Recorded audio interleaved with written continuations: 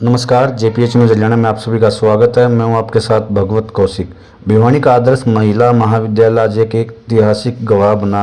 अवसर था सखी संगम एलुमनी महाकुंभ 2026 का, जहां 1970 से लेकर 2025 तक के करीब 10,000 पूर्व छात्राओं ने शिरकत की।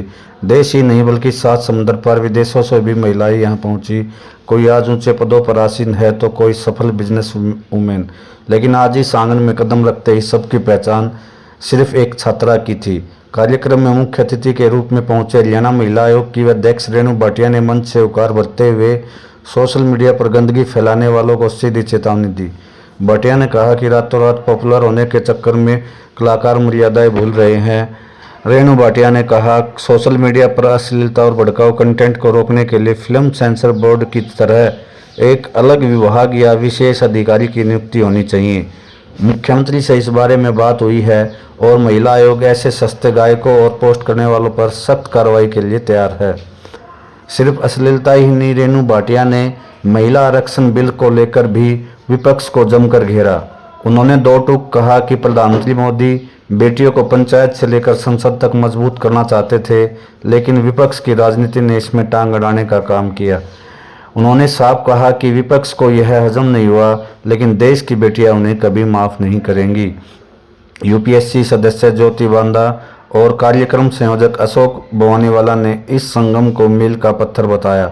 कॉलेज की पुरानी यादें ताज़ा कर रही महिलाओं की आंखों में खुशी के आंसू थे।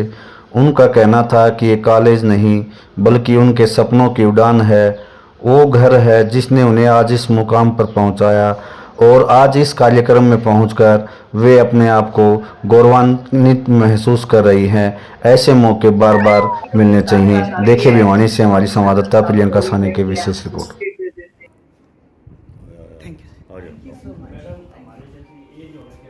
मेरे लिए एक बहुत हर्ष का विषय है कि भिवानी के आदर्श महिला महाविद्यालय में मुझे आने का सौभाग्य प्राप्त हुआ।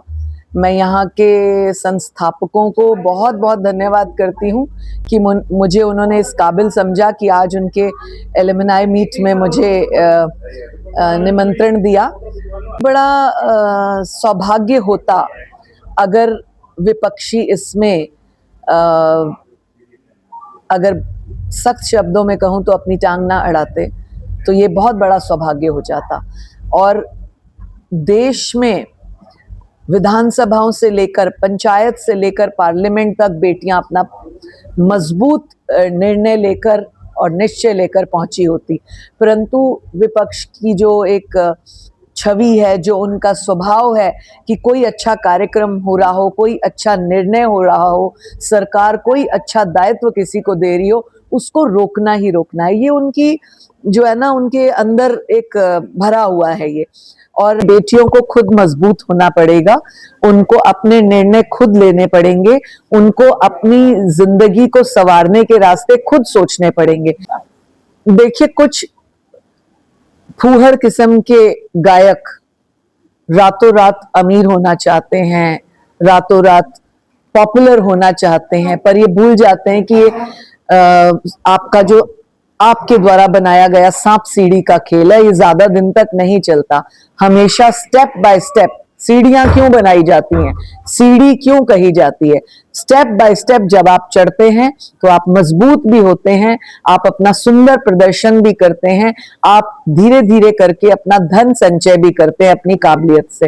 लेकिन जो लोग पहली सीढ़ी से 10वीं सीढ़ी पर कूदना चाहते हैं, वो आज भी गिरे हैं और कल भी गिरेंगे, चाहे वो अपने इस गंदे गानों के माध्यम से, गंदे परिचय के माध्यम से, बातों के माध्यम से, या अचानक संचित किए धन के माध्यम से। देखिए, पिछले दिनों आपने लगभग 2 महीने पूर्व से इस तरह की बातें देखी, जिस तरह से एक XYZ सिंगर अपने आप को बहुत ही हाई फाई प्रोफाइल बातें करने वाला था, उसको सम्मन किया गया, नहीं पहुंचा, दिल्ली सम्मन किया, उसको पहुंचना पड़ा। तो आप अपने आप को कानून से बड़ा कहते हैं, आप अपने आप को देश का कोई बहुत बड़ा व्यक्तित्व कहते हैं, तब तक नहीं चलने देंगे जब तक आप अपनी मर्यादा में नहीं रहेंगे। बेटियां कोई वस्तु नहीं कि आप उनको उस तरह से ट्रीट करो। बेटियां कोई ऐसी वो नहीं है जिसको आप गलत गंदे इशारे करो। महिला आयोग इस मामले में सख्त है और आपको करने नहीं देगा। उन पर मैक्सिमम साइबर क्राइम के माध्यम से बैन लगाने का प्रयास किया है और आगे भी इस तरह से कोई इस बात सामने आएगी हमारी सख्ती और अधिक बढ़ेगी। पिछले दिनों माननीय मुख्यमंत्री जी से मिलकर महिला आयोग ने एक पत्र उनको सौंपा जिसमें हमने उनसे निवेदन किया है कि एक जिस तरह से फिल्म सेंसर बोर्ड होता है इसी प्रकार से हरियाणा में एक कोई महकमा बनाया जाए या एक अधिकारी अपॉइंट किया जाए जो इस तरह से सोशल मीडिया पे कुछ आता है गलत या जो इस तरह की भाषा का प्रयोग करते हैं चाहे रील्स के माध्यम से, गानों के माध्यम से, कविता के माध्यम से, नाटक नृत्य के माध्यम से, उनके ऊपर तुरंत प्रभाव से बैन कर उनका गाना उनके खिलाफ कार्रवाई हो। मैं रोहतक से। जी, क्या कहते हैं, किस प्रकार की यादें बटोर रहे हैं आज? बहुत ज्यादा I am feeling very nostalgic. BSc medical किया था हम लोगों ने यहाँ पे 2008 से 11 वाले बैच के और इतना अच्छा लग रहा है, बट हमारे जो टीचर्स थे वो सारे रिटायर हो गए हैं। मेरा नाम सोनू भाटी है and these are my friends. मैं 2011 पास आउट हूँ बीएससी एंड मैं इंदौर से आई हूँ स्पेसिफिकली सबसे मिलने 16 साल के बाद, क्योंकि हमें जनरली ऐसा मौका नहीं मिलता है कि हम ऐसे मिले या, तो मैं बड़ी एक्साइटेड थी और मैंने 20 डेज पहले ही प्लान कर लिया था कि मुझे आना ही है और मैंने सबको फोर्स किया कि आओ।